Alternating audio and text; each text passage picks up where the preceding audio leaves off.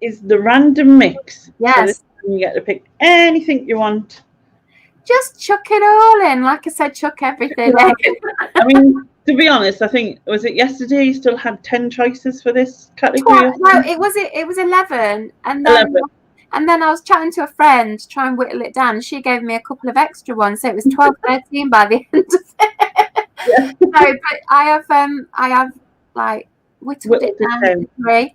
I was tempted to throw in 3 YouTubers that annoy me, and let you be the the one that takes all the blame. And my top 3, just in case you want to know, would have been Lex. Not really. Lex is cool. But yeah, anyway, I'll move on to the real choices. And my first one is, these are all kind of fun answers. I'm not going for serious answers, but my first one is unicorns. Right. I love animals. I love horses, real horses. But somebody in their wisdom decided to stick a rainbow-coloured knob on a horse's head and call it a unicorn. And suddenly I'm feeling very stabby because they absolutely irritate the hell out of me. I hate how unicorns have stolen a beautiful phenomenon, which is the rainbow, and turned it into this glittery, fluffy, farty nonsense that unicorns are farting rainbows and stuff. I absolutely detest unicorns and I want them banned. I think they should be illegal. But it's not all unicorns don't have a rainbow looking knob. Some of them are just white that I've seen. They've all got a knob though, haven't they? Yeah. Because that's their defining feature, isn't it? This knobhead thing. Mm-hmm. And I just think it's dreadful that they have that horses are beautiful, unicorns are nasty. Get rid of them. You do know they're not real, Susan. Just. And that's part of why I hate them as well. Nick wants to know if the lady unicorns have knobs too. I think they do on their heads. Yeah. Oh, I think both genders of unicorns don't have the other type of knob because they are they're for kids, aren't they? And so they are gender neutral. They don't have genitalia. Stu says they have a rainbow fanny.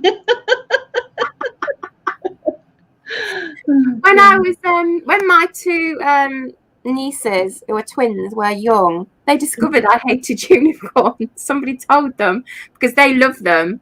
Yeah, girls, and one of them drew a picture of a unicorn shitting a rainbow on my head or something, and it's one of my favourite pictures. So that's the only exception. That picture of that unicorn shitting on my head is the only exception.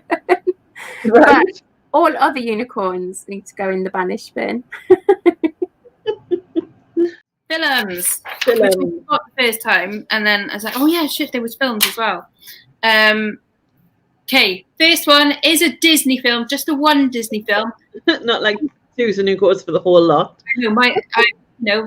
Hi Tasty. I mean, like I would have gone for the whole of Disney if someone had gone there first. And then I didn't save them. Yeah. So I'm just going to pick just the one film in particular, which kind of encapsulates my whole hatred of the Disney, and that's Sleeping Beauty. Okay. And it's because 1, she's a freaking princess, isn't she? 2, she sleeps through half the film, and 3, she has to get rescued, like by the handsome prince. Yeah, whatever. And then he basically, he violates her, and that's the film. Like, what is this teaching kids? It's like, just wake yourself up, man. You're not going along. Get up, bitch. Like, come on, pull yourself together. You don't need no man. And then, little bit rapey. And then, oh, you're my handsome prince. I love you. Let's go and skip off into... No. Mm. For one, I'd be like, douche, what the hell do you think you're doing? And I can set my own alarm clock. Thank you very much. Yeah. But yeah, it's horrible. I do like Disney, right? But It is terrible, like in that therefore, like, I mean, I don't know when this was made. It's got to be what, One of the first ones, I think. I think it must have been the 30s. 50s, Is it? maybe. Should we IMDb it? Yeah, let's check it out. Okay. 40s, 50s, maybe. Sleeping Beauty. Oh God, 1959. Apparently, I would have thought earlier than that. And like, it was a different era, I suppose, in that time. Even then, 50s going into the 60s, I would have still thought it might be. We were just coming into the like sort of free love, blah blah, you know what I mean? But even still, there was still a lot of like, what is it called? Like sort of The misogyny of it. Yeah, the old sort of the woman was the housewife, you know, yeah, and the men looked after you and all of that crap. Yeah. And she's asleep for most of it. She has the title role and she's asleep for it. Yeah. Fish. And I think I watched it when I don't know, maybe I didn't watch it when I was a kid. I must have watched it when I was a kid and just watching it going like, well, this is really dull for a start. Like, there's nothing happening, you know. And it's really short, and the ending is literally like she wakes up, oh, you're my prince, we'll be married in the morning. Da, da, da, da, da, da. That's it. Like, well, seriously, that's it. That's the high point of the film. Like, wow. It's great. Yeah. The only thing is I can't decide between these. I do like Disney, but I do understand about the concept, but then I'm kind of like, it was the time, things were different then. I mean, I know, like, obviously, it's not right and it teaches children wrong ideas, really, you know what I mean? Like, I mean, I've watched Disney, but I never grew up to think like that, even though it's a bit of a, like, you know, life's a fairy tale. I was never a princess girl. I never had, you know, like, oh, I want to dress as a princess. I was proper girly, like, as a kid. If I had a skirt that I loved just because when I spin around, it spinned up, like, proper. You know what I mean? It's sad. Give Lainey a good summon, she likes it, apparently. Can't be a good summon on a Tuesday night. No, there's no else to do. All right. Next category is food. Okay. First up, celery. It's disgusting. It's disgusting. It's vile and disgusting. It's not food. It's disgusting. It's got weird stringy bits, which means it's probably not food. Did I mention it was disgusting? There's only one thing worse than celery, and that's surprise celery, when people sneak it into a fucking salad and you come across it unexpectedly. Celery in the bin. Disgusting. It's not food. That's right. We have had celery before, because you've had sensible people on who know that celery is disgusting.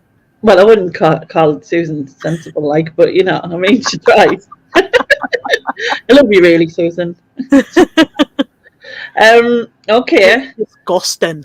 Guess what I like. I bet you like bloody celery, don't you? You freak. You sick bastard. Come here, man, with a bit of hummus, or just. It's just crunch, man. It's disgusting. Have you got no taste buds? Probably not. Probably not. I'd rather give a tramp a blowjob. There. I'll stick with the celery. You crack on. I'll stick with the celery. I mean, you know, I've done things in my time, but. Yeah. I'm just laughing at that thing. And she doesn't want people who haven't washed for one night to go in a shop, which is quite, yeah, okay. All the pajama people can touch the celery as much as they want. Yeah. Susan knows me too well. I agree on all three, but sadly celery is being saved. Well, I absolutely dislike the other two, so I've got no choice, and I do really like celery, and I think it's lovely with hummus or a bit of salt, or just fab. It's weird though. I am weird because I like pineapple, right? I don't like pineapple because of its stringiness, and yet celery is stringy, but I can eat it. Celery's all string held together with nastiness. Literally, if celery came with ingredients printed on the stalk, it would say string and shite. That's it. That's what it's made of. You saved celery, which means now I have to kill you so that I can get celery into the Banish bin. Well, I want to tell you what. I'll just be the only one who has celery. I'll just keep the celery to me. I wonder if you can overdose on celery. I mean, for me, one stalk would be an overdose, but I wonder. Yeah. Yeah, I don't know. I've had a few, so probably not. And I mean, I think if I had to keep eating it, I would get sick eventually. So yeah, you like it. It's nice. And I mean, if you're going to compare it to something like cake, then obviously, you know. But then cake is the benchmark. I compare everything to cake. Yeah, it definitely doesn't taste like a cake. Sadly. Yeah, cake is definitely. But it's a shame cake doesn't have the calories of celery, because that would be all right. All right. I guess it does, but just only in minute quantities. Like a lick of cake is equal to a stick of just celery. maths. Who cares about maths?